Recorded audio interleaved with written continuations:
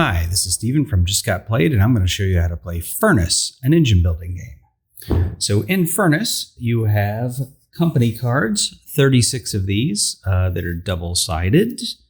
You have single-sided startup cards, 1 per player, so there's 5 of those.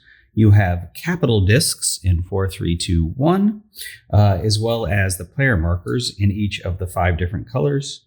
You have these capitalist cards, which again are single-sided.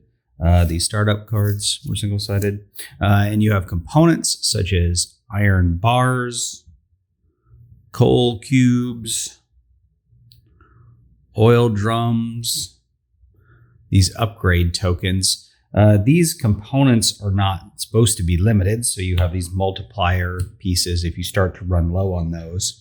There's also a lot of different coins, which are the sort of currency in the game, which is like the victory points. So you have a bunch of those. You have an extra token that is for one of the capitalist cards. You have a die that is used in the 2-player variant. You have a round marker because the game is played over 4 rounds that consist of an auction phase and a production phase. And at the end of those 4 rounds, you're going to see who has the most money to see who won. All right, so let's talk about how to set up. To set up the game, each player receives their capital discs and a player marker in their chosen color. Then each player is given a startup card, and then you look at the top of the startup card to see what resources they start the game with. Then each player is given a capitalist card, and if the capitalist card requires them to have anything else, you give them that as well. You set up the round marker somewhere on the table so that everybody can see it. You set that to 1, and then you randomly assign someone to be the start player and give them the start player marker. Now let's talk about the auction phase. At the beginning of the auction phase, you're going to take the deck of company cards, you're going to cut it so you don't see which card is on top, and then you're going to put out a number of cards, depending on your player count. So in a 3-player game, you would put out 7 cards.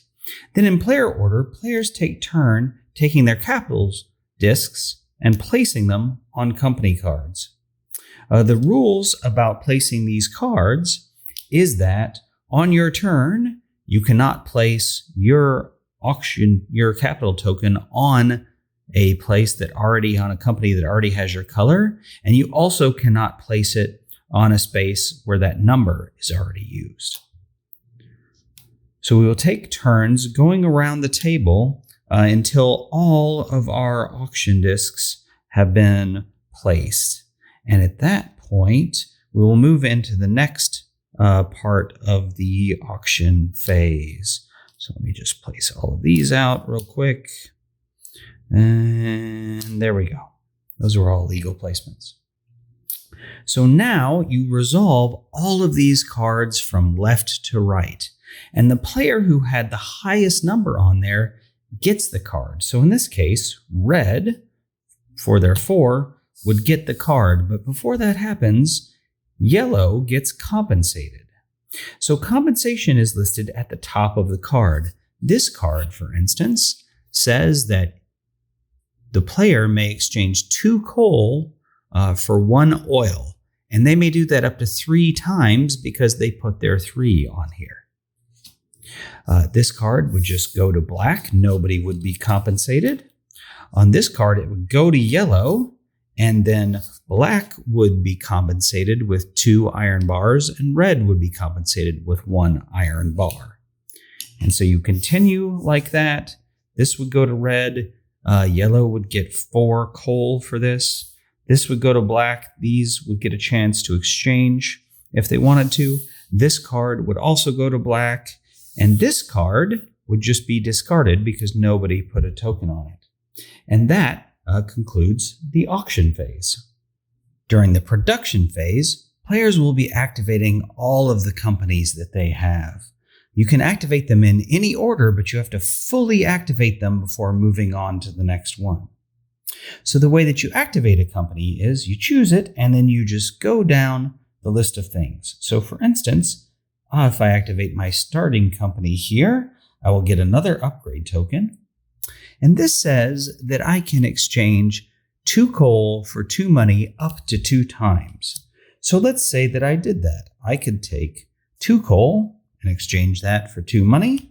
And then again, I could do it again. 2 coal for another 2 money. Now it also says that I can spend an upgrade token and a coal to upgrade another card. And I can do that as many times as I want. So an upgrade token and a coal, for instance, will allow me to upgrade a card. So what does that mean? So as you can see, this card hasn't been upgraded. So it's telling me what I'll get if I do upgrade it. So now that card is upgraded and I'll get this second thing when I activate this card. So I did that once, but let's say maybe I wanted to do that again. I'm going to upgrade this card. All right, now I've activated this card and I've activated it fully, so I have to mark that in some way.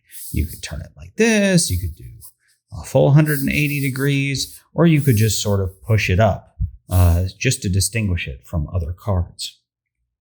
Now I'm going to activate another card. Perhaps maybe I want to activate this one, and I'm going to get 2 more coal. Okay, and now maybe I'm going to activate this one. So again, I can sell coal for money. Okay, maybe I don't want to sell all my coal this time. So I'll just sell 2 coal and I'll get 2 money. All right. Now I also get 2 iron bars. All right. And now I want to activate this card. So I don't actually want to use any of my coal to make oil, but up to 3 times I can sell a coal and an iron to get 4 money. So that would be 4. That would be 8. I can throw another 2 in there just to throw this over, and then I would get 10. And you can see during this production phase, I've activated all of my cards and I've made 14 money. You will do this auction phase followed by the production phase 4 times, and then at the end, you'll go to final scoring. For final scoring, you'll add up how much money you have. Whoever has the most money is the winner.